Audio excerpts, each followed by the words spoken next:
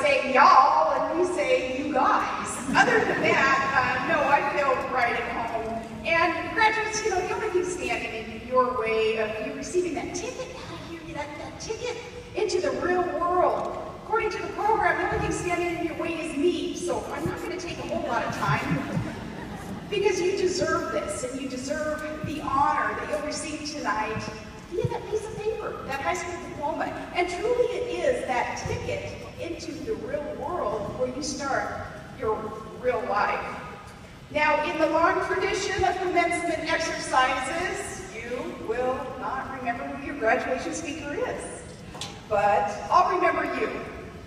New Hope, you are the ones who inspire. You, it's your generation, you have the potential to secure America as the most exceptional nation on earth.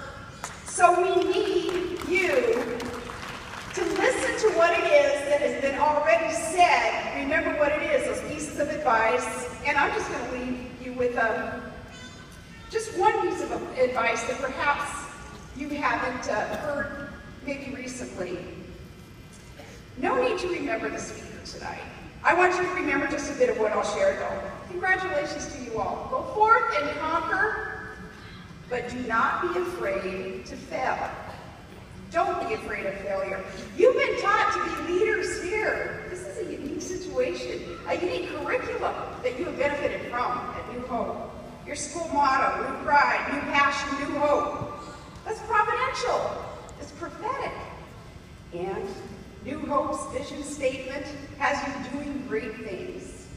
Some things you may not care a whole lot about, but I guarantee your parents and school administrators and community, they care. Achievement is up, grad rates are up, attendance is up.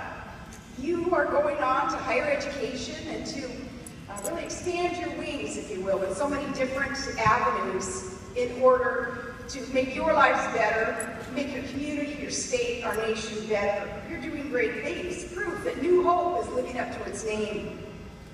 These are accomplishments to be proud of because you've been encouraged to strive for this success your whole lives. Work hard, succeed. And that's a message that you received and you delivered on. But maybe you've not been encouraged to not be afraid of failure. Some things that seem at first like failures. Perhaps no one's told you that setbacks are sometimes the thing that you can learn from and gain from even more than success. Now, adults in your lives have spent a lot of time trying to shield you from failure, trying to protect you, keep you safe in body and mind. Some things I think are over the top, like taking monkey bars off the playground, and banning dodgeball, and rationing the number of Twinkies you can have on your school lunch, like an 18-year-old isn't able to make a decision for themselves. Some of it's over the top.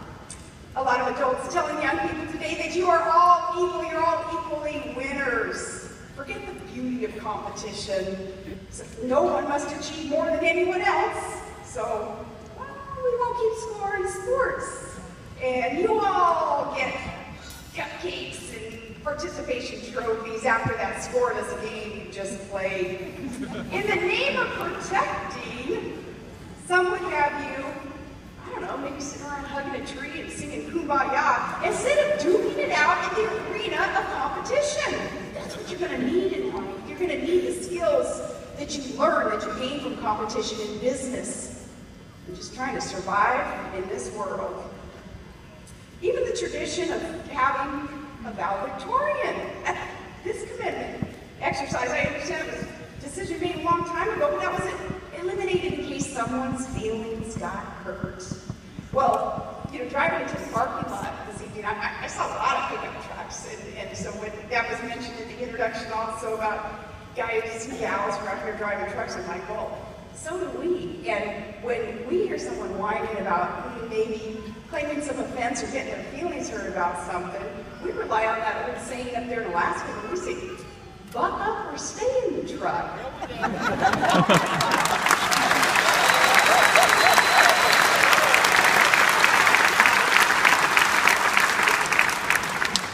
It's life. It's tough. Tonight, here's what I just would ask remember, just avoiding failure, just staying on the safe side of the sidewalk and shying away from competition so you maybe don't feel a temporary hurt, that isn't success. As a matter of fact, avoiding failure can make real achievement and real fulfillment much less likely. There's a book out right now about how things that we think are the worst things that could possibly ever happen to us, well, they turn out to be the best. If we learn from them, if we grow from these things. Now, to prove that it wasn't just some quirky sounding, touchy-feely theory of the author did some interesting research on what people thought the worst thing that would happen to them. So she Googled, the best thing that ever happened to me. That's what she typed in. She got results that you'd never expect to follow those words. The best thing that ever happened to me. Getting fired came up. Being left at the altar was a frequent result. Jail, getting sent to the slammer, that came up. Being publicly humiliated and criticized, that came, welcome to my world.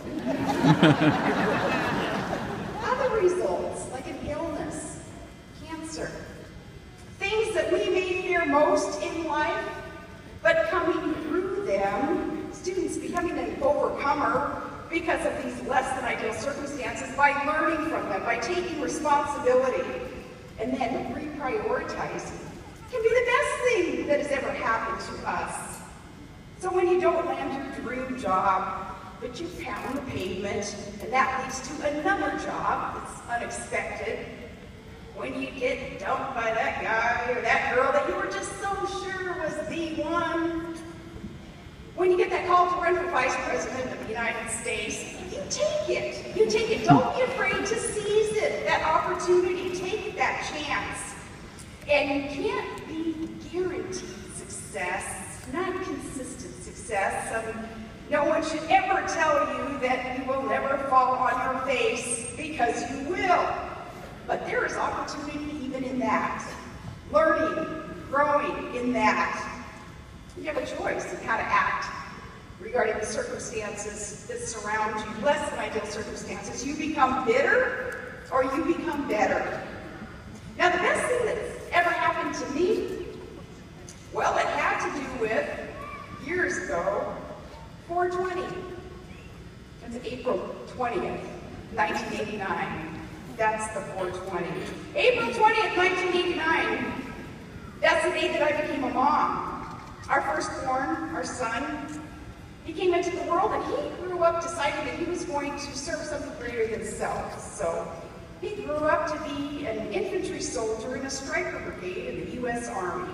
And then our daughters, Crystal and Willow and Piper, they came along. And then finally our youngest, a baby boy named Trig.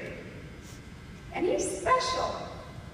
He was born with one extra chromosome, Down syndrome. Now, before he was born, I was a very busy governor. Before that, a mayor, a sports reporter. Before that, and I was always preaching to anyone who would listen. I was always telling people, trying to inspire them, reminding them that God will never give you anything that you can't handle. Well, when I found out that our child would have special needs, I was so taken aback, and I admit I was so fearful and thinking, man, this isn't part of the plan. I cried out to God. I said, hey, God, remember you promised in your word, you promised that you would never give me something that I couldn't handle. And I don't think I can handle this. But how wrong I was to doubt his plan, and how right he was. Trig, truly, is the best thing that's ever happened to me. He's taught us real joy and right priorities, and the superficiality of the world's standards of perfection. Because he's perfect to us. He's given our family so much more than we'll ever be able to give him. And no, it is not always easy. But the best things in life are never easy. Now, you gotta meet my little boy. Yeah, you all, we're proud of you. You accomplished much getting that diploma tonight. But hey, my kid's got more chromosomes than you.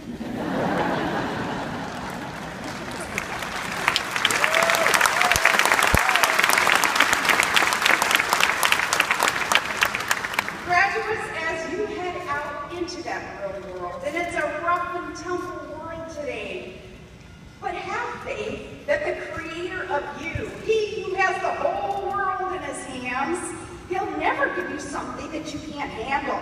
He's equipped you. God's got your back. And I tell you, this country needs you. This country needs you to not be afraid, to take the chance. Shoot, examples already tonight. These students who are not afraid to invoke a bit of their faith, to share that. You know how politically incorrect that is, you guys? You're going to hear about it. And I'm proud of you for that. To not be afraid to share what you believe.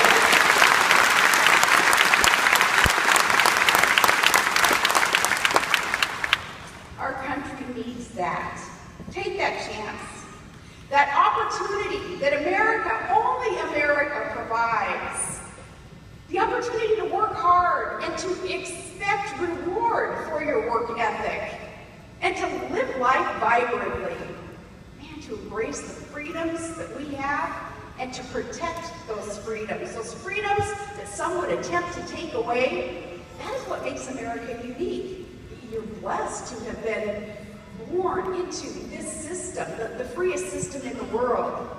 To live life vibrantly according to those freedoms. We need you to protect them. And it isn't easy, and life will throw you curveballs. I say throw them back harder, throw them back faster. Take it from me. You will never regret that you did. Congratulations, class of 2014. You give me new hope. You give the greatest country on earth, our America, real hope. None of that hopey-changey stuff that they BSing with coming out of Washington.